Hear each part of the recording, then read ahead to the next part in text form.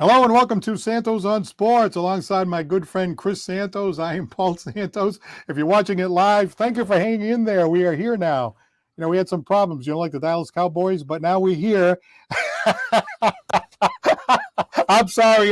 Welcome to the show. We're going to cover a lot of ground today. We want to thank Attorney John Seed, Lakeville Athletic Club, Citywide Glass, and Scotty's Pub for being our sponsors here on Santos on Sports. So first of all, Chris, how you doing today? Well, I was doing good until I got that little dig right there, Paul. But that's okay. I'll take that. And to our fans, yeah, some technical difficulties to start us off. But we're back. We're ready to go. And we're down to the Final Four when it comes to football. And, yeah, it was a tough weekend for my team anyways. But let's start with what you want to start with first, Paul. And I know it's the hiring of Bill O'Brien. Well, absolutely. We'll get to the Cowboys, and I want to touch a little bit on the Celtics too. But, Bill O'Brien, it does feel good because during the course of the season, a lot of people were saying, hey, why don't we get somebody like Bill O'Brien in there, get a real offensive coordinator and all that. And do I think that's a really good step? Absolutely, 100%. I think it's a good step. I think he knows Mac Jones. I think Mac Jones knows him. I think he has a lot more respect for him than he did Patricia and Judge. A lot more stuff is coming out about the dysfunction behind the scenes of this terrible decision by Belichick. I mean, we say he's the greatest coach of all time. Well, if you go by this year, it was terrible in my opinion anyway. So now you get a real offensive coordinator. Will it help? Absolutely. But I just want to caution us fans on the Patriots side. This isn't the second coming here. This is a situation where, okay, you now have somebody with experience. You now have somebody that knows Belichick, knows the Patriots, knows Mac Jones. This is a guy that should be able to go in there and pull this offense together and try to undo the mess that it was last year. Having said that, though, people keep talking about, well, Mac Jones' first year, 10-7 and all that. Remember, down the stretch, it was pretty bad, I still haven't seen Mac Jones come down the field. I mean, I think it happened one time, kind of march down the field in the clutch and win. Now, a lot of it's not his fault. I have to say, a lot of it's not his fault. So, yes, it is improvement, Bill O'Brien, but I still have that question. That question's still lingering out there. How come when Mac Jones was injured and the other guy was in there that shall remain nameless, Patricia's play calling was pretty good, So, look, I think it's a good move. I think he's going to be better. I think it makes the team better. I mean, if they can win 8 with the dysfunctional offense that they had before, they should be able to win 10 with somebody that knows what they're doing. So, yes, good move. Get a couple more wins in there, but just hold our horses because I think that, let's not go overboard. The special teams were terrible. There's other things that need to be spruced up, but a step in the right direction, absolutely. Local boy from Dorchester, another assistant of Bill from way back when, went to St. John's Prep, went to Brown, coached from 93 to 06 with 4 or 5 different colleges, from Georgia Tech to Notre Dame to Maryland to Duke. Then he made his way on to Bill's team in 07 to 12. Now, again, that's over 10 years ago. And Tom Brady's not walking through that door, but is he good enough to help Mac Jones than what they previously have? Absolutely. I think Bill can do a job with him, knowing from Alabama days, coaching in the NFL, all the college things, a true offensive coordinator that could probably, Paul, give you a couple of wins just on his own, maybe by some play calling, and not just from what Mac Jones does. Now, can it help Mac? I don't see why it can't. To say arm strength and decision making, yeah, that falls on Mac. But when you have personnel and you have a good, communication with you and your offensive coordinator, which seemed dysfunctional this year, and now, as you said, coming out in reports, I have to agree that this hiring is a lot better for New England than what they've had. And this should help in some way this next year coming up. All right, you got a comment right here. It just says "Hola" from Gabe Costa. I'm not sure what that means, but we'll take any comment that you have. And Ryan Fast and Furious says, "Hey, I know all about technical difficulties. Don't worry about that." Yeah, we had a few of them. But yeah, no, I think it's great. I think the fans were crying for it. You got to wonder if Kraft went in there and said, "Look, this was a mistake. behind the scenes, Belichick, I mean, he said, hey, if it doesn't work, it's my fault. He won't say that now, Yep. but there's no question that it was his fault. You got to wonder if Kraft went in there and said, hey, look, just there's a guy, Bill O'Brien, he's available. Let's get him in here. Mac Jones is going to click with him. It's going to be better, blah, blah, blah. So that's probably true. What about the thought that maybe the fans are going overboard? Do you think the fans are going overboard, or do you think that, hey, you know what, this team's going to win 10, 11 games next year? Overboard in the hiring of Bill? Yeah, in other words, we think Bill O'Brien is like the savior of all our problems on offense here. Well, no, let's not get carried away. There's still some things that this is one piece of the puzzle, Paul, in my expertise. I think they need to get an offensive line coach next.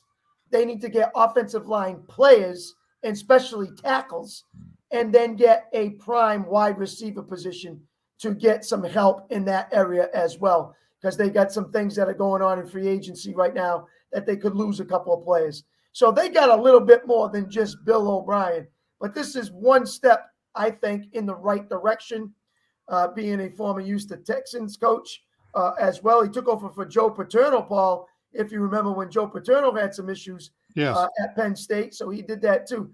So he's got tons of experience. That's not the problem. The problem is they're going to need some more help, and it starts on that offensive line and with a line coach, and then obviously, I think, in the receiver position.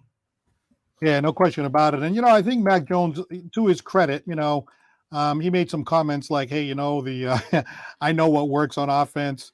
I mean, again, he's a young guy, and he came on like, oh, he was this young whippersnapper telling these other guys this and that. But, he could tell that compared to what Josh McDaniels brought you, that these guys were not bringing it the way they should. And he worked hard in the offseason. He comes back. He tries to work on the arm strength, which is not his strength. His strength is reading the defenses and kind of computing with his head what's going on. And to rip that whole thing up and start from scratch with this whole thing that just wasn't going to work, he could tell. He could tell that it wasn't going to work. And, I mean, you got to give him credit for that, I think, even though he's a young guy. You do, and now you have to think, what are they going to do with Bill O'Brien? Is this going to be the same offense that they tried to establish, and Bill's going to take over that? Or are they going to make adjustments, Paul, and go back to what Bill like to do and maybe see some more of that offense that they used to do? So it's going to be kind of interesting how they plan that and what they want to do with it. So, callers out there, let us know what you think. Is Bill O'Brien, is this the right decision, and why? And why not? There's the number, 774-762-6234. Let us know what you think.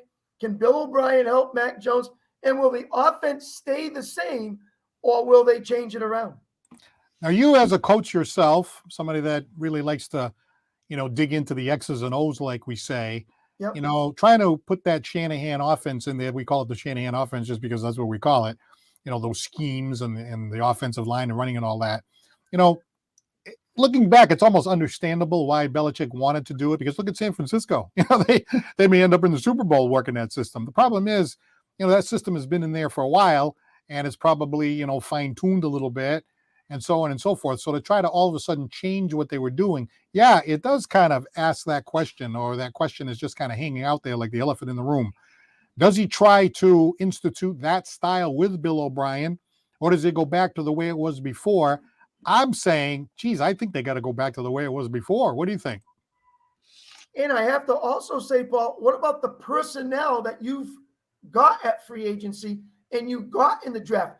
Did you get it for that particular schemes of the West Coast offense and Shanahan, or did you get it for what you used to do in New England prior to trying this? So you have to kind of look at, who do I have right now, and what am I going to do in free agency in the draft this year, and kind of plan that way. So Bill and Bill have a lot of talking to do, a lot of sitting down and saying, we really got to revamp this offense and get it back to where it belongs, whether we do it this way or whether we do it this way. So it'll be quite intriguing to see how he gets together with Mac Jones and what they really want to do on offense.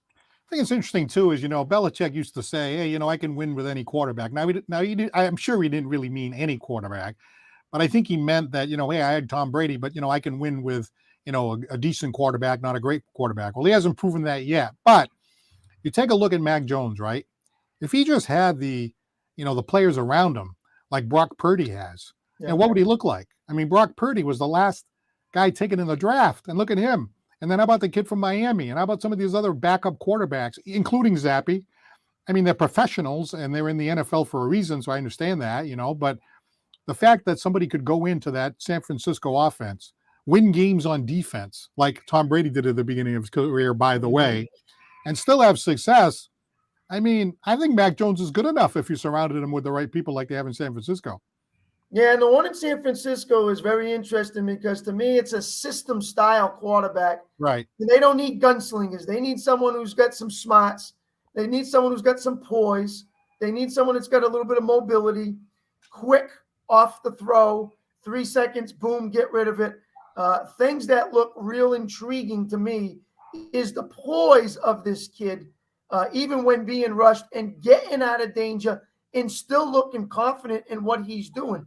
It's a system that has fit him well. So let's give some credit for John Lynch and his staff in San Francisco to go out and say, this guy can fit our system. I don't care where we pick him, but it's something that he looks like he can do. Where he was at Iowa State and then transfer over to San Francisco. It's interesting, but it's worked. And you had Jimmy G prior to that, same kind of, but this kid looks like he's got more confidence and poise than Jimmy G. It's interesting too, in all fairness to Mac Jones, right? When all this was going on and all this dysfunction, you had some guys with credibility, like Andrews on the offensive line, like Hunter Henry, the other Bourne that we always said they should play. And there's some guys there that were like, hey, we're backing Mac Jones on what's going on here. And so that's interesting. It wasn't like the team in the locker room didn't have faith in him, didn't think he had the leadership qualities. A lot of these key guys with experience, likable guys, solid guys, were backing him. They were. And that being said, maybe we don't know that Mac really, I guess, has the it factor, or he can run our system and he can make our team better. But think of this, Paul, all this dysfunctional talk that's coming out right now. And this offense was this, and this offense was that, and still won that many games. A lot of other teams probably wouldn't do that and get by with 1 win or 2 wins. This team was still away, just a little ways away from making the playoffs, and they were that dysfunctional.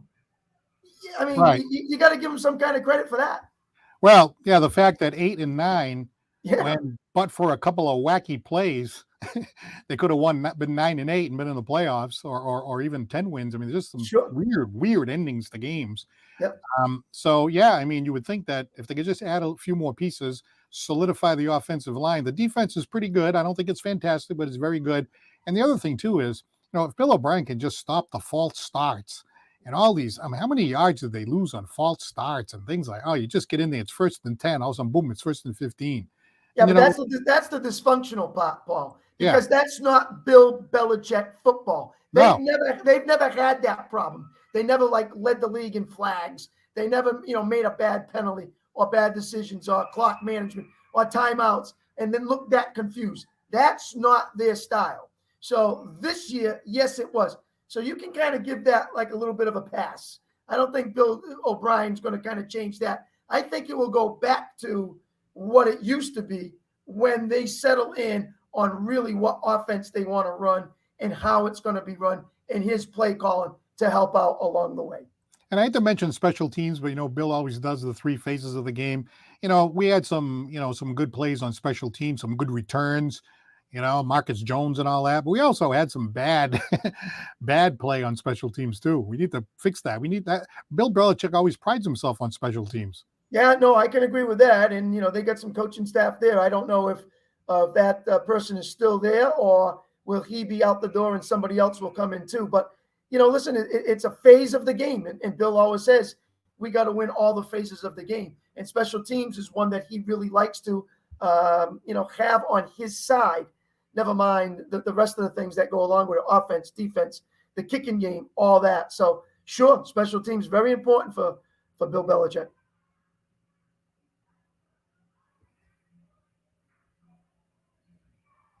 Thank you. Just make sure you do that right away. Don't wait, because best I could.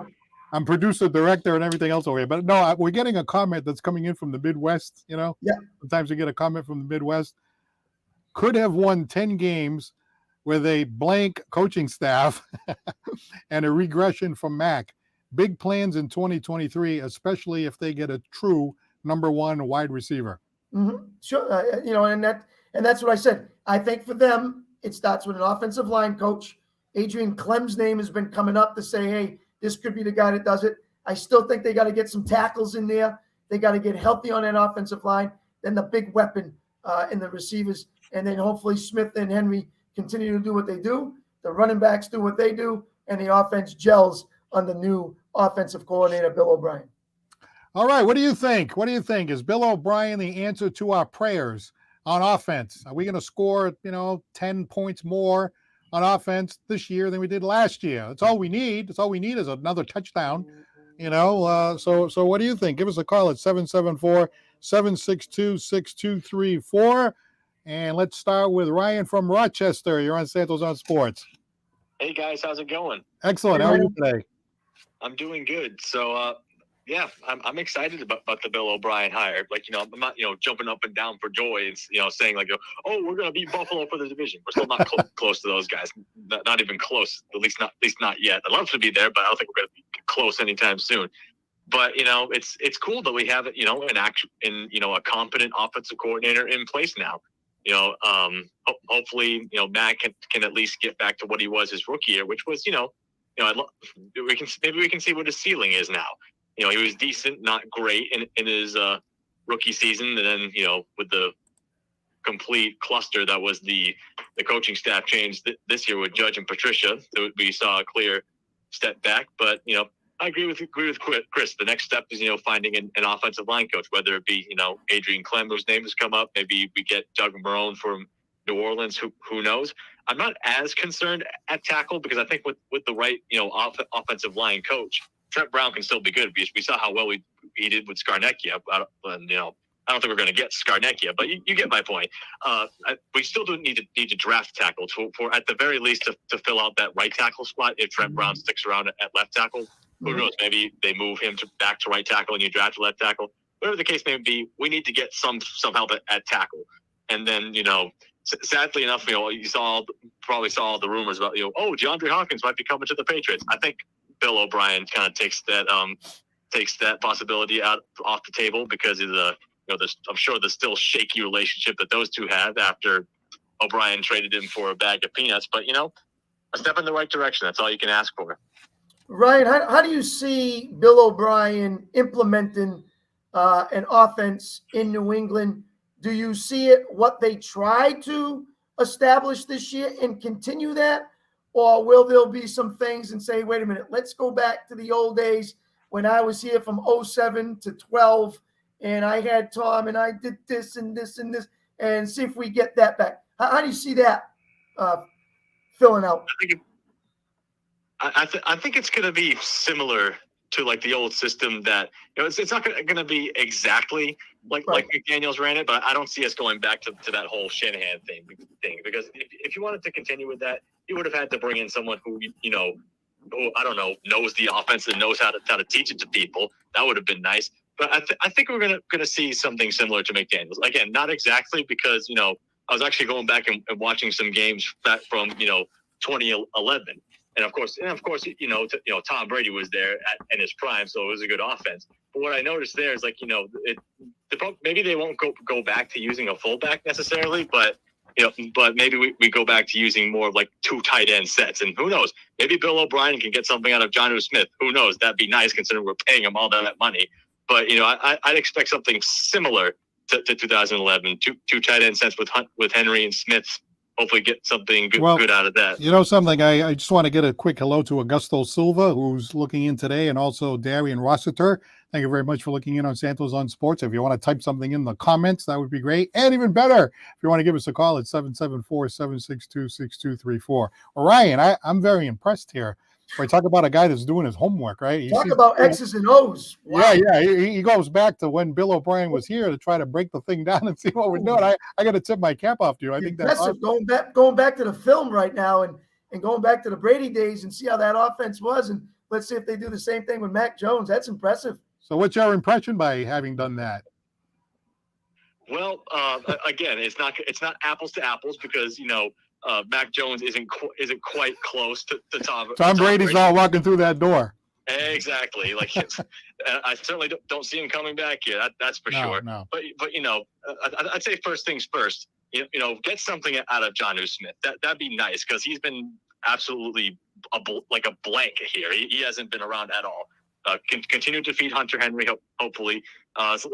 I'm actually curious to see too how he uses a speedy guy like Tyquan Thornton, and he's had flashes here and there, but like to see him get in the weight room, bulk up a little bit. You got to wonder about Bourne, right? Isn't Bourne a free agent? I think he has 1 year left in his deal. If I remember correctly. Yeah. All right, and then how about Stevenson? How does he use Stevenson? Does he bring a fullback back? I mean, Stevenson was really a bright spot in that offense. Absolutely, and from what I watched, from the 2011 games that I've watched so far, the only time that I saw him really use a fullback was when he put Aaron Hernandez in the backfield as a fullback. But for the most part, I didn't see too much of fullback using it. But I'll keep watching and we'll see. This guy's doing his homework there, Chris.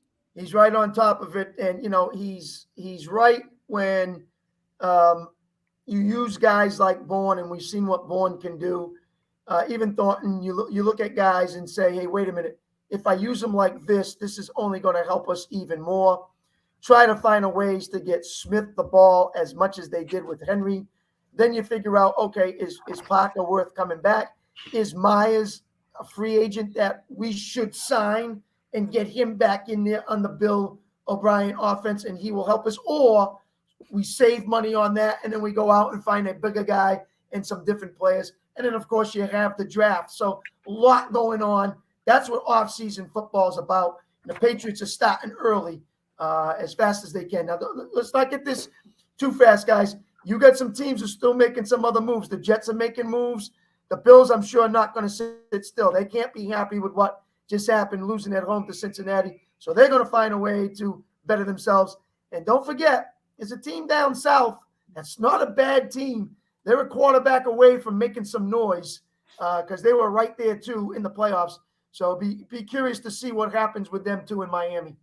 All right, you were talking about a team down south. That reminds me of another team down south. Now, wait a minute. Last week, Chris Santos very nicely held up a sign, Samuel Santos, welcoming in our first grandchild. I got a sign I want to hold up here. What do you got here? It Factor. All right, I want to talk about the It Factor. The It Factor, okay. What sport? Let's start with the Dallas Cowboys. Dak does not have the It Factor. He just doesn't have it. Everybody knew. We had a call last week that said the Dallas Cowboys are a train wreck waiting to happen. And he just started chucking those interceptions. He's just not as good as the contract that they gave him. I mean, he held out a few years ago. I'm like, why is this guy holding out? He's decent. You know what I mean? But he doesn't have this. He just doesn't have it.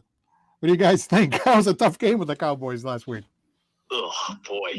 Ryan, why don't you go first on this one and then I'll come in after you. Yeah, it was a rough go, and to compound the two turnovers, even if we wanted to try and run the ball and get that going, we couldn't anyway because Tony Pollard freaking broke his leg. So that portion of the offense went completely out the window. Zeke is done. I can't say enough about how much he's regressed. Even when there's an open hole, he doesn't have any burst anymore. We're paying him like $15 million a year just to be a pass protecting back and a short yardage back. Doesn't do anything for us whatsoever. And those were just boneheaded decisions by Dak. Like that was ridiculous. The first one. Why are you even letting that go? You couldn't even sail that to the sideline, get that out of bounds. And then the second one was we were in the red zone. We could have taken a lead there, and he threw it into double coverage and went off Jimmy Ward's chest, and Fred Warner picked it off. It was inopportune times. It's all right. It's like I said. He looks great one week, and then he looks like Jameis Winston the next. Well, let's let Chris respond, but at least you got some extra points. This time around, yeah. He actually made some kicks. Yes, he did. you can talk about the it factor. And as Ryan said, there are games that it is shown that he can do some good things. And then obviously there are games that he can do some bad things.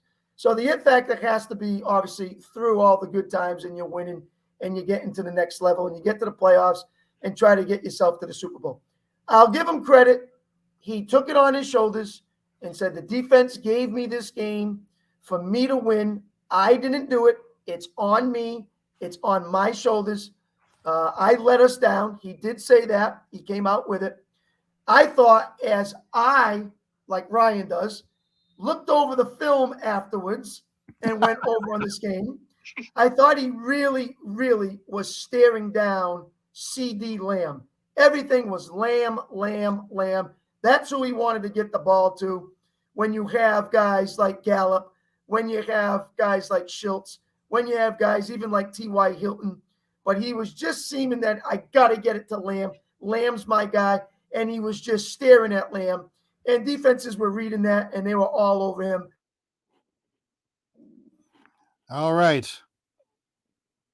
Let's see. Looks like one guy that can really explode, in one play and score a touchdown. So that was a big loss. But putting that aside, it all fell on Dak's shoulders, and he knew it, and he didn't have it. All right. Now, let me ask you a question before we let Ryan go. While we're on the subject over here, I'm watching the Celtics game the other day against Golden State. I mean, the number one guy there, he wears 0 on the shirt there. Yep. They won the game. He had some good points. You look at the stats look good. Mm-hmm. He tried to blow the game 3 times in the last 2 minutes of regulation. Within the last minute of regulation, he turned the ball over twice. Mm-hmm. Then he gets into overtime, and when they're up by 3 or 4 or 5, he hits the shot. Well, that wasn't really clutch because they were already ahead by then. And then in the Miami game, he's coming down. They're down by 2. I know there are a lot of guys injured. He's standing there, boom, boom, boom, boom, boom, boom, boom, boom, boom. Here goes isolation ball again, boom, boom, boom, boom, boom. Then he gets down to whatever is 3 or 4 seconds, and he throws the ball over the head of whoever he was trying to throw the ball to. Basically throws the game away. And Steph Curry, he kind of did the same thing too at the end of regulation. Why is he taking a 3-point shot? He wanted to have the highlight reel 3-point shot with the thing sticking out of his mouth and all that. Should have gone to the basket. The game was tied at that point. So I don't know why they do that. But Tatum, I still want to see it. I'm rooting for him. I'm a Celtics guy. But if you don't have this, you know what I mean? What do you guys think? Yeah, Ryan. Who's going first? Oh, go. Let Ryan go. Let's not forget too. Also in that overtime, Marcus Smart tried to give him the game twice in the last 30 seconds. Turned the ball over once, gave them a basket. Then he nearly hucked it out of bounds the possession afterward. So two guys completely screwing things up there. It's just goes back to what I've been saying when it comes to the finals. It just seems like against the Miamis, the Golden States, the teams that he's had trouble with. He just kind of craters every once in a while. Like the turn again, he looked like Russell Westbrook last year, just constantly having bad turnovers at the most inopportune times. And we talk about him as one of these big MVP candidates. You can't have stuff like this coming down the stretch. All right, Chris. Yeah, no, listen, I am agreeing with this, but I'm agreeing with it's an offensive system. And that's what I don't like, because I don't like isolation ball. I don't like how they try to produce that. Then they get double teams and they expect him to be the manager of that. That's where something the coaching staff has to come in. And even Scalabrine was screaming on the air the other night, this is not the offense that has gotten you this lead. Why do you continue to do this offense and score 0 points in the fourth quarter? You're just standing still. You're not moving. The ball's not moving. So, yes, I'm saying Tatum, but I'm also saying the entire offense just does not work the way it should, the way it can. And we've seen how good that offense can be. Why they do that, I don't know. It just happens that way. They freeze. All right. Well, I think they have more talent than just about anybody. But, in these moments when you get in the playoffs, you got to be able to close the deal in a close game. I mean, if they're blowing people out, that's one thing. But, in a close game, I don't know. I'm a little worried. Hey, All Paul, right. Paul, listen, Paul, if you're up by 4 points and you have the ball and Tatum hits a 3 to go up by 7, compared to missing it, then they come down, make a 3, and now it's only 1. I don't mind that. I'll take that. He's extending the lead. There's nothing wrong with that at all. Yeah, my son. And when you have the best record in the NBA at 31-14, you know you're going to have those nights where sometimes guys are injured, guys are tired, back-to-back games, a lot going on, and sometimes you stand still and you don't generate that offense like you normally do. And that's part of being a system. Well, my son sort of is on your side in the Tatum thing. And when he hit that 3, when they were up 4 to make it 7, he said, "Oh, look, that's a clutch shot." I'm like, "No, I knew it. As soon as he shot it, I knew he was going to hit it. Well, I knew he was the clutch because the game. No, I know, but that's a little like when he came down and took that shot, I said, I know he's going to hit this one. I know he's going to hit this one. If they were down 2, forget it. But he's up 3 now. He's going to be the big hero, putting them up 7. I knew it. Anyway, hey Ryan, thank you very much for your usual very great contribution to our show. No problem. Thanks for having me on, guys. All right. You're welcome. 774-762-6234. And we did get a comment over here that I wanted to pass along to Chris. All right. There you go. We got a comment from Butch. Yes. Butch says, I'm sure the NFL style offense has evolved since Coach O'Brien last coached. That is correct. So I'm sure there will be older stuff and some new stuff based on player confidence. Absolutely. Player competence, whoever the players are, yeah. Well, player confidence, player personnel, depending on who you're drafting, who you're getting in free agency, and then you sit back and you say, okay, this is what we used to do. This is what it evolved now into this generation, and this is what they do. Let's maybe combine it, take some old stuff, take some new stuff, work with that new personnel you got, and make the best you can out of it. I absolutely talked about that earlier, and Butch is right on, in my opinion.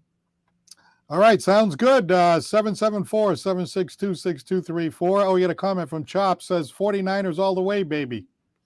Yeah, you got me on that one, Chops. Good luck at Philadelphia. Should be a good game as much as was against the Cowboys. The defenses looked solid last week. And, of course, we've made a few more mistakes than you did. So if you can repeat that in Philadelphia and not make those mistakes, and kind of slow down Jalen Hurts, who's, no offense, the offense has been pretty solid for Philadelphia. That's going to be a nice battle to see how San Fran handles them. A.J. Brown, another good receiver. So looking forward to watching that game. Should be a great battle. Well, speak of the devil, say hello to the biggest 49ers fan on the East Coast, Mr. Chops Turner, who was smiling ear to ear after that last game. Did you know they were going to win that game? Oh, yeah, of course. Well, what is it about? I mean, I know you're a fan and everything else, but as far as the quality of the team, the scheme, the quarterback, the defense, I mean, is it all of the above? Oh, yeah, all of the above. 49ers, if they go play 49ers football, they can't be beat. If they play 49ers football, they can't be beat? Is that what you said? Can't be beat. Oh, yeah. They come and play, they're going to win. Hey, what about that last time you called? It was we were talking about Dak Prescott. You said, yeah, he's going to throw a bunch of interceptions. That came out. That came out. Yeah, because he can't handle pressure. Yeah, so they put a little pressure on him, and that was it, huh? Yeah, that's it. And I always, it's already known. He's known for that. If you put pressure on him, into interception in a minute.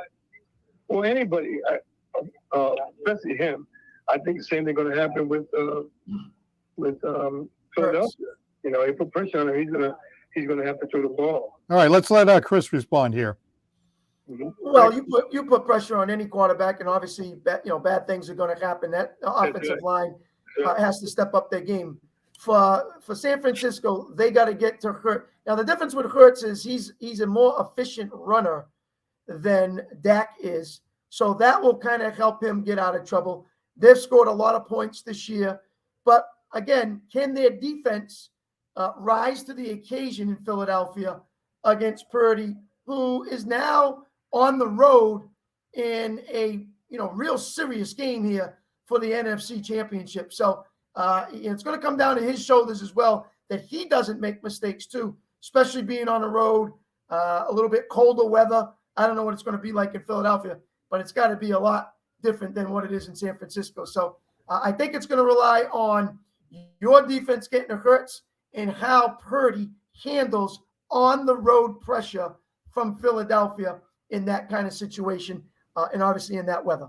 And Chops, what do you think about that game coming up against Philadelphia? My man's right. He's correct. But if you come, I'm an ex-football player, champion, man.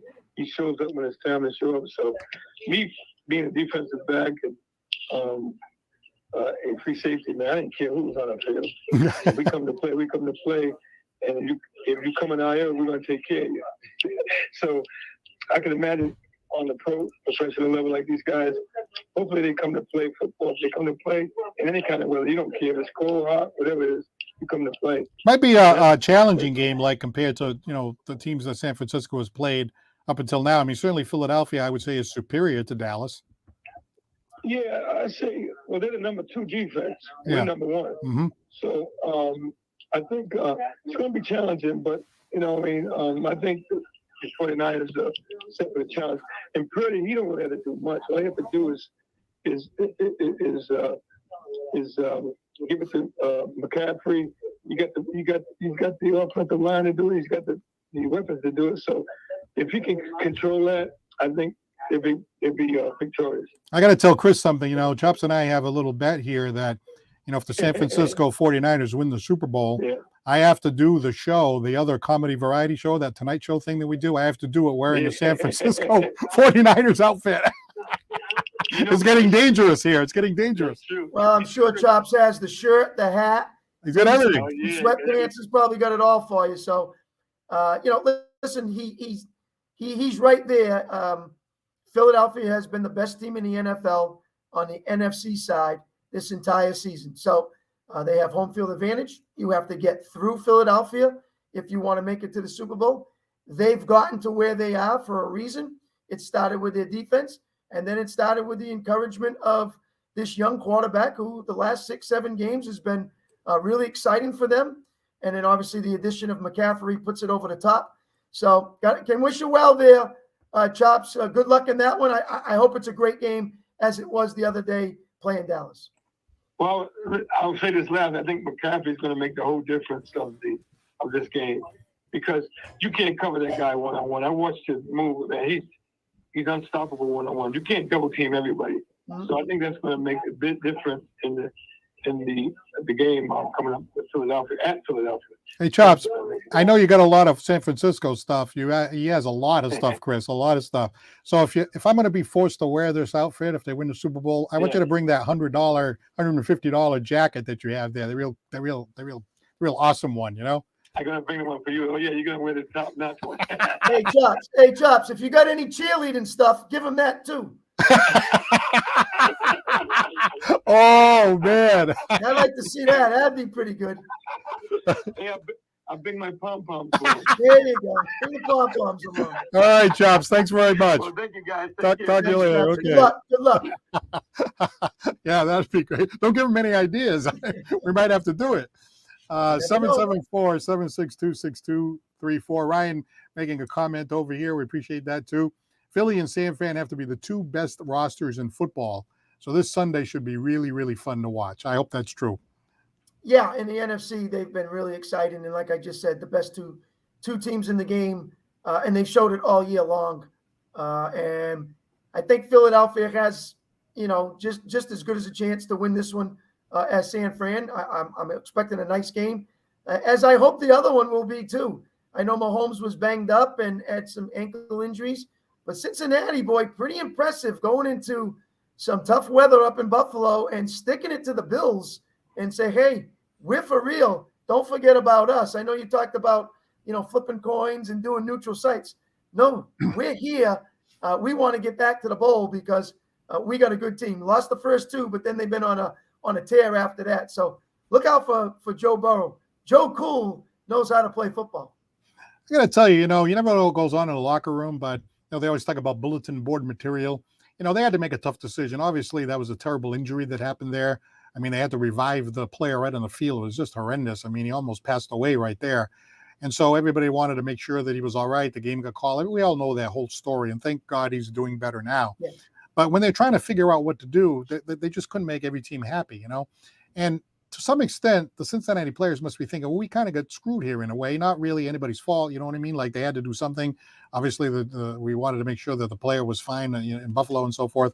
But I bet inside that locker room, they said, what? We have to play? Why do we have to play? What happened to us? They're worried about Kansas City and they're worried about Buffalo. What about Cincinnati? How come we have to? Oh, yeah, we'll show them. We'll go right into Buffalo and take them out. And I think that might have been something that motivated them a little bit.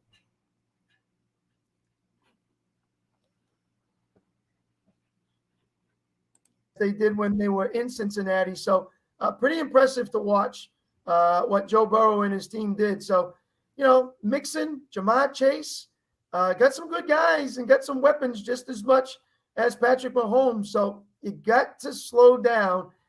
To me, you got to slow down Kelsey. If you can contain him, because, boy, he was having a night, obviously this weekend, but he was pretty impressive in 14 catches for what he did. So Cincinnati has to find a way to slow him down and get other players involved if they have any chance. Because if Kelsey runs wild, they're going to be in trouble. All right, 774-762-6234. What do you think about Bill O'Brien coming to the Patriots? What do you think about these last few games? How about the Celtics? And maybe we can touch on the Bruins in a few minutes as well. But, you know, I got to tell you, Joe Burrow, I mean, it's funny how, you know, now they have all the cameras everywhere. I mean, in the old days, you never did. You never saw Roger Staubach coming down the hallway, you know, coming out of the locker room, right? And these other players. So you see Joe Burrow coming in. I mean, it's almost funny because I generally don't like cocky. I like confident, but I don't like cocky. But Joe Burrow has such a, I don't know, it's like he just has, well, yeah, I think he has this thing right here. Actually, come to think of it, you know, he just has that, like he comes in and he's got the swag and he's got the sunglasses, he's got the fur coat. You come in and like most of the time I would say, well, there's this guy. Who's this guy? Get this guy out of here. I hope he gets beat. But with Joe Cool, it's almost like he just fits the part so well. You can't help but like the kid, and you can't help but root for him. At least that's how I feel about it. Yeah, and he backs it up with his play, Paul. But he doesn't talk, you know, down. He doesn't talk negative. You know, he's just very calm, and he manages, and he does what he needs to. So that's why I don't think he's cocky at all. I just think he's got some swag and he sits there and he's got some confidence and says, you know, I can get the job done. Don't forget about us. We're a good football team, and, you know, we're going to be here at the end. So he's showing it. They started off slow. They turned it around, and they've won some big games. Got a comment here from Ryan. The Bengals were down the entire right side of their offensive line and their left tackle, and they controlled the line of scrimmage the whole game. A stunning performance considering, you know, the injuries that they had there. Yeah, they were down 3 guys, and they sat back and said, well, what are we going to do about it? And they put in, obviously, the reserves, and the reserves held right with Buffalo the entire way and pretty much dominated the line of scrimmage to sit there and say, hey, I can score that many points, and then let's let our defense take over. And they just really slowed down Josh Allen and kept him under control. Yeah, very, very interesting. So we'll see. I mean, 2 good games. I'm hoping that, you know, Mahomes was kind of limping off the field there, and then he didn't play the second quarter. It didn't seem to stop the offense, which is good. The backup, again, another example of a backup coming in with a good team and a good scheme and a good offense and good players around him, and he can still have a good, you know, time out there, which he did, a successful time in the second quarter. But then when Mahomes came in the third and fourth quarter, you have to give him credit for being a gamer and all that, but he was not putting his weight on that ankle and all that. So look, as a football fan, I want to see everybody. I mean, if they go out there and get beaten, you know, Mahomes is limping around, it kind of ruins it a little bit. I want to see the 100% Mahomes and the 100% Joe Cool and see how the thing works out, you know? Well, Mahomes says he's ready to go, Paul. So let's hope that stands correct. You know, they've been talking to him all week. He says, hey, I'm ready. You know, I'll be healed up. Probably been in a walking boot, different things like that, but still going out there and doing his thing. So I think for Cincinnati, the key is Kelsey. Got to find a way to control him. And they should be okay because I think they can beat Cincinnati. And if I'm not mistaken, I think they've won the last 3 times over them. So they're ready for this one. All right, let's go back to the phones here. Hello, you're on Santos on Sports. Hello. Hi. How's everyone doing? I'm doing good. How are you? Good. I just want to say, part of my voice, I have a little bit of a cold here. It's okay. But, it just want to say I was only playing around with your fellow co-host because I know he's a Cowboys fan. It's okay. I meant no harm. I know going forward with sports, I'm just glad sports is back in America. And given that it's been on the pause due to COVID, that's where I am with sports in general. I'm just glad Americans can watch basketball, football, baseball. You're making a good point, right? We talk about all kinds of sports and all that, but yeah, during COVID, the sports changed because the stadium was empty and all that kind of stuff. And not to shift gears a little bit, but America is so divided in terms of their points of view on, politics and stuff like that. So to have the sports, like you can sit down and people of different backgrounds, different ideologies, different points of view on, what's a good thing, what's a bad thing going forward.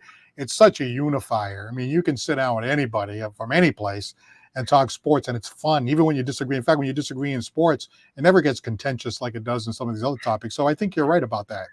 Yeah.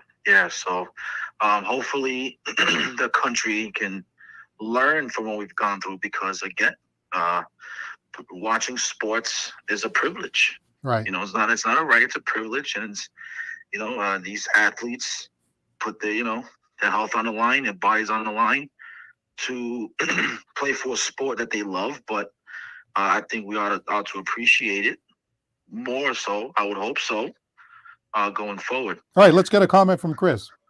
Well, I think we've seen it, Paul, from what's been happening since the playoffs have started, how these stadiums have rocked. And I expect the same thing in these next two games this weekend. And then obviously a 2-week break leading up to the biggest one, the Super Bowl. They'll have their weekly media hype, and a lot of people will be involved in that.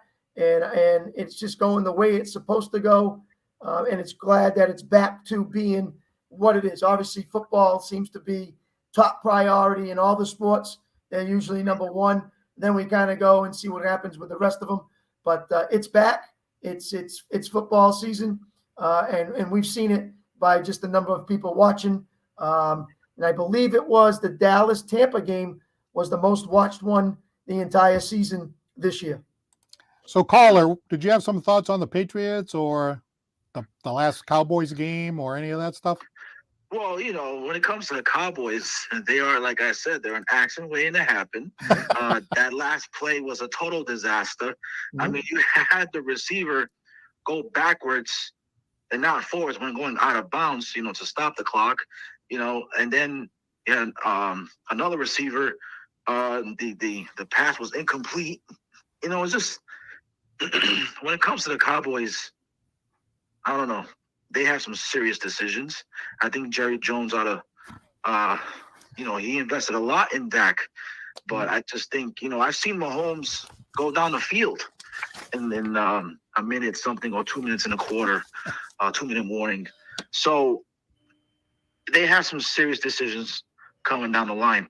But my pick for the Super Bowl is the Eagles versus Cincinnati. All right. And your Super Bowl winner. Now, for everyone out there, I'm not a financial advisor. This is not financial advice, given how the Massachusetts is about to participate in sports betting. I believe the Eagles are going to win. All right. I'm marking this down right here. I said I'm marking it down. Yes. And look, both of those quarterbacks, they have bright futures. And the only time that they played each other was in college. They played one time. And the Eagles quarterback beat him by 1 point, 42-41. So I guess you can say bet the over. Wow, we got another caller that's done the homework, Chris. This is great. So they both know each other. And I think when it comes to the game coming up, Mahomes, I think he said he's ready to go. But again, his injury, he's not going to be mobile, so that changes the defensive planning. But the Eagles, their quarterback, he's ready to go, so he's going to scramble. So it changes the whole dynamic. Now, maybe Kansas City, maybe they'll win. Who knows? But well, you never know. you never know in sports. I mean, the Colts, they were up by 33 points and they lost to Minnesota. Yeah, right. So, but I think that's going to be a Super Bowl, and I think the Eagles will win it out. But for him, though, for Mr. Burrow, I think the third time is going to be the charm for him to win a Super Bowl, as long as he stays healthy. And all right, so let me just get this good. straight. You think it's going to be Cincinnati and the Eagles in the Super Bowl, and the Bengals are going to win? Yes, All right. when you look at Buffalo, if you look at Cincinnati, these are young quarterbacks. I think below 30, they have a long way to go.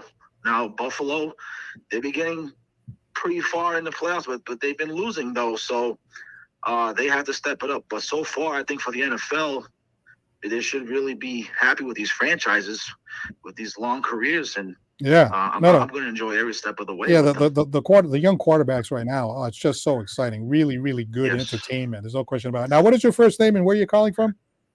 My name is Nelson. I'm calling from Fall River. Okay, Nelson. Yeah, we've had you. Nelson, you picking the Eagles or the Bengals?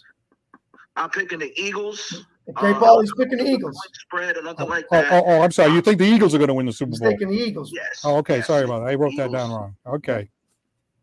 All right. Well, that accident waiting to happen. That unfortunately for Chris and Ryan, our other caller, you were right about that. So we'll see what happens with your prediction over here, Nelson. Mike, the last thing I want to say is, my cousin, at one time, he was so confident in the Cowboys. I said, you know what? Let's not bet anything. You know what? Hair for hair. You know what I mean? I'm so confident that, I'll shave myself bald, if the Cowboys win. But he didn't want to go that far. All right, Nelson. Hey, we appreciate you calling. Call again. Have a great day, guys. All right, thank you. Nelson from Fall River. Okay, there's a lot to unpack there. What do you think, Chris? Well, listen, that's coming down to the wire, obviously, to who's going to win the Super Bowl. I'll go with, for this week, Paul, I'm actually going to agree with him. I'm thinking the Eagles, and I think Cincinnati goes into Kansas City and knocks them off. So those are the two teams that I'm picking. I won't say after that who's going to win, but I'm going to start with this week first. Those are the two that I'm going to go with. The same. I'm sorry. The same. I was trying to write over here. The same as him or different? I'm going with the Eagles to win this week and Cincinnati to win this week. Okay, same as him. Okay, and Ryan says, let's see, Dan Quinn will be back as Cowboys defensive coordinator. Wow, let's go now. Come on, let's go. Well, no, I expected that. I thought the defense had a great year. And again, they gave Dak an opportunity to win that game by playing solid defense. And unfortunately, our quarterback let us down. And I told you, Paul, from day one, I says, we go as number 4 goes. You remember me saying that? Yes, I do. This team will go if Dak Prescott goes. It's as simple as that. Well, I'm watching that Cowboys game, and, it was a very interesting, entertaining fourth quarter as far as, how tense it was and everything. And, they ended up coming up short. And then I was thinking to myself, Chris and I talked during the week and stuff like that. So I was thinking to myself, boy, Chris must be getting the business, when you went, Chris is an educator and, good friends and everything else. I mean, were you getting the business from your friends? Like, hey, Chris, what happened over there? No, not really. I mean, no, that's the fun part of this whole thing. I know losing, you're going to hear about it, say what happened, so far, but they knew it was a good game. Right, right. It was a solid, close game. Came down to the last drive. Now, if I'm getting beat 35-7, I'm gonna take a lot of heat. I'm gonna take a beating. But with what had happened in the game, being that close, knowing that our defense played that well, and as they said, if you had an it factor, I guess, quarterback or someone that would do the job because it was all on his shoulders, you might have won the game. And yeah, that's possible. Unfortunately for him, it just wasn't his day. It didn't work out for him. So we go back to the drawing board and say, is this the guy we stick with and he'll get better next year? Or is it time for a change? How is that going to work? We'll take it one day at a time and see what happens. Still working on getting Karen Garichian back, right? Because, she was somebody who wrote an article about the dysfunction that was going on this year from sources that, confided in her. So I'd really be interested to see what, she has to say if we can. Yeah, especially with Bill O'Brien getting hired. Yeah, really good stuff. So we're gonna work on that. We still got a couple minutes left. We started a few minutes late, so we'll go a couple Yep. more minutes. But 774-762-6234. It is funny in sports, though, Chris. I mean, looking at the X's and O's, fantastic. You have to do that. You look at statistics, you look at all these different things, and I joke around about the it factor, but there are certain players. And if I never played. I mean, I played softball or something like that. I was the guy that in the clutch, I was like, not that good. I was the guy that froze. So that's the way it works. Some guys like Chris Santos, he likes the big moment. I would go up and like, oh crap, the whole game's on my shoulder. So I understand that there are certain guys that just, boy, they just have that thing. We talked about Reggie Jackson in baseball. How about Big Papi? Is there anybody that you want up at the plate? Remember when he hit that grand slam against Detroit? There was 6-2, and he came in and he hit in the bottom of the eighth. They're down 6-2. The bases were loaded, and he hit a grand slam. Yeah. The story there was my son Andrew was in the cellar. He was playing video games. So I got to the top of the stairs. I said, Andrew, Detroit's up 6-2. The bases are loaded, and Big Papi's up. Let's just come up. And the guy tends to rise to the occasion. I mean, it's tough. So he comes upstairs, bam, grand slam. It's the one where the cop was putting his hands up and everything else, and the rest is history. Detroit really should have won that series with the pitching that they had, but they didn't have any bullpen. So that is unbelievable to me that a guy can come through in those moments. In basketball, we go back to the Larry Bird era. We have certain guys that can do it. Doncic seems to be a guy that has that knack. But Tatum is feeling more like a Prescott to me. You know what I mean? Really talented. And I got to tell you, after that game against Golden State, he even said in the post game, he said, "Hey, I almost ruined it here. I threw the ball away a couple of times. I got to do better, And then I think one time he said, "Hey, I just want to win the championship, man." In fact, after they beat Golden State, they said, "Hey, you got back at Golden State winning this game," and he said, "This game means nothing. We still lost the championship. It's a regular season game." So I like a lot of the things that he's saying more now as a more mature player, but. Boy, what is it about this sort of like this intangible thing that certain players have? I know everybody knows what I'm talking about. It's just like certain guys, like Peyton Manning didn't really have it either. Like there's just certain guys that just, boy, when the chips are down, when it's the big moment, when the light is shining the brightest, this is the guy that seems to come through. Well, it could start from a young age, Paul, and know how to do it. And then when you do it one time, two times, next thing you know, it's four times. And things come easy to you that you just have a calm mannerism when that happens to be your turn to get the job done. And then you continue to do it. And then you lean on others and you make them better to go along with you as well. So, some guys just kind of, I can't say born with it, but at the same time, they find a way that, what's to say that this is actually going to happen to this person again. So for an example, in that 6-2 against when Papi came up, who's to say that it was Papi's turn to come up? You know what I mean? It could have been someone else's turn in the lineup to come up. It just happened that it all planned out and it came to be Papi coming up. So sometimes people don't get that chance. Some people do. And when they do, they just do a better job. So they just find a way inside, some intestinal fortitude, and know how to hold on to it. And make it happen when it's clutch time. I've had some experiences in tennis. I've had some experiences in softball, golf, some different plays. I've had my ups. I've had my downs. I've had some game-saving plays. And I've had a couple of bonehead plays too. So I've had a little bit of both. And, I don't change it for the world. I love everything. The fact that I had so much confidence that I went to Andrew and I said, "Hey, come up here because if something big may happen here. I mean, he may strike out, he may pop up. I'm like, no. Pappy's up with the bases loaded. I just come upstairs so you don't miss this." All of a sudden, boom! There's a home run. I couldn't believe that. I call him upstairs. So it was just, you almost get so confident that and the pitcher is probably like, "Oh crap, Big Papi's up." You know what I mean? That whole thing. And some guys, boy, they can just. And I told you at the time we went to see. Andrew and I went to see the Patriots against Houston when Deshaun Watson was there. Mm-hmm. And with about 5 minutes left, Deshaun Watson was going down the field. And I told Andrew, "I hope he scores." And Andrew's like, "What do you mean you hope he scores?" "I hope he scores because I want to be here for a Brady march down the field, and we Mhm. we had seats right in near the end zone of where the attack zone was. Yeah. So Deshaun Watson goes down there, takes the lead. There's like 2 minutes left. Brady comes down the field, throws a great pass to Brandon Cooks, who I have on video, and he wins the game. And everybody's chanting, Brady, Brady, Brady. I'm like, oh, this is great. I only came to one game in the last 5 years, and I got to see this. This is what. But just the fact that I was so cocky that I wanted the other team to take the lead just so that we could see Brady march down the field. I mean, there were just some guys that have that. Yeah, but I mean, even that ball, it's Brady throwing the ball. Remember, you have to have someone catching it. I know my husband can't. My husband can't throw the ball and catch it too. No, I mean, you have to have someone get open. I know. You have to have a lot of things work in your way. You have to have people blocking for you. I know. No, there's It's 22 a whole people on thing. the field. No, I know. But you can see how Tom just completely settles himself down, takes the ball, and pinpoint accuracy, knowing that I can still get through this small window. And that's what made him the greatest of all time. So, he just happens to have it.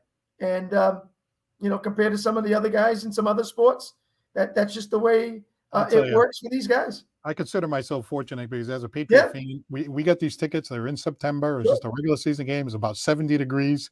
And I'm sitting there and I root for them to take lead. And then I just sat there and watched them come down the field and watch the other team panic. And it was just like, wow, I picked the right game to come to. I don't care if I come back to another game for the next 5 years. I'm glad I got to see that. And of course, you got to see the Cowboys beat the Patriots. I remember you were texting me from the end zone, and that came a couple of years back. And that was a great game, actually. The one I think is, the Patriots and the Cowboys. It was a close game, Yeah, and then I flew out to Dallas and watched Dallas against Minnesota, and we got the ball. They scored. We come down to the end. We get to the 20, and we blow it. So, I mean, I can go up and down, and then that's that's the way it was for me. So, all right, I get my ups, I get my downs. Well, we had some technical problems. I don't know what happened, but I tried 3 times to get on, so we're right at the hour point. So I want to thank Scotty's Pub, 202 Pleasant Street in Fall River, citywide glass with 3 locations to serve you in Dartmouth, Fairhaven, and Taunton, Lakeville Athletic Club, 325 Bedford Street in Lakeville, and John Seed, attorney at law, 156 8th Street, New Bedford. And you can check out his website at johnseedlaw.com. I'd like to thank Ryan for calling in, Chops for his contribution, and Nelson from Fall River. It's always fun. And we got some comments here from Mark and Butch.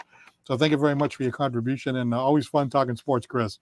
Yeah, it is. It's a good time. Enjoy the games this weekend because I think it's going to be 2 good ones, just as it was this last weekend. All right, for Chris Santos, I'm Paul Santos for Santos on Sports. Take care. We'll talk to you again soon.